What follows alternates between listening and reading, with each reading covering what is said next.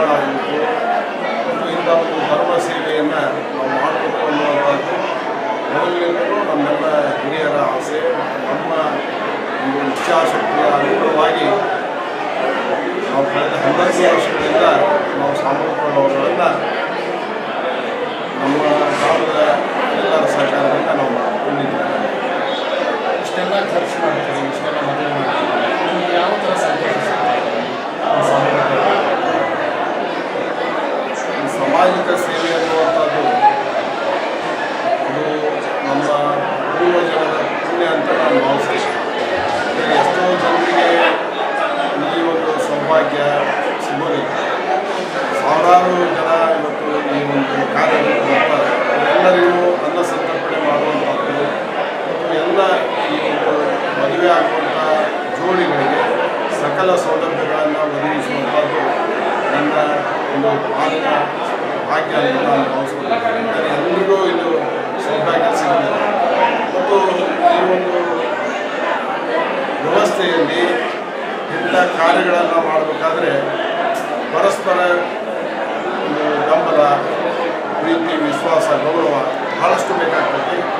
ಅದು ನಮ್ಮ ಊರಿನಿಂದ ನಮಗೆ ವ್ಯಾಪಕವಾಗಿ ಸಿಗ್ತಾ ಇದೆ.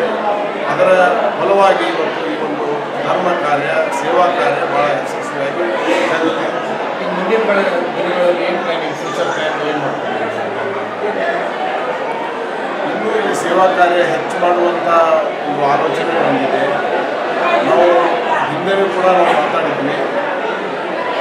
ಸೇವಾ ಕಾರ್ಯ ಮಾಡುವಂಥ ಅವಕಾಶ ಒದಗಿಸಿಕೊಟ್ಟಲ್ಲಿ ಇಂಥ ಸೇವಾ ಕಾರ್ಯವನ್ನು ನಾವು ಇನ್ನಷ್ಟು ದೊಡ್ಡ ಮಟ್ಟದಲ್ಲಿ ನಾವು ಮಾಡಬಹುದು.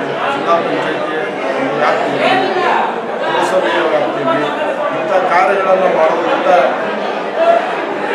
ಬಡ ಮಧ್ಯಮ ವರ್ಗದ ಜನರ ಹಣ ಪೋಲಾಗುವುದಿಲ್ಲ ಮತ್ತು ಎಲ್ಲರಿಗೂ ಒಂದೇ ವೇದಿಕೆಯಲ್ಲಿ ತಂದು ನಿಲ್ಲಿಸಿ ಸಮಾನ ವೇದಿಕೆಯಲ್ಲಿ ಸಾಮಾಜಿಕ ಸಮಾನತೆ ಕಾಪಾಡುವಂಥದ್ದು ಮತ್ತು ಎಲ್ಲರನ್ನ ಕರೆಸಿ, ಎಲ್ಲ ಹಿರಿಯರನ್ನು ಕರೆಸಿ ಅವರಿಗೆ ಆಶೀರ್ವಾದ ಮಾಡುವಂಥದ್ದು ಅವರಿಗೆ ಸಿಗುವಂಥ ಒಂದು ಅವಕಾಶ.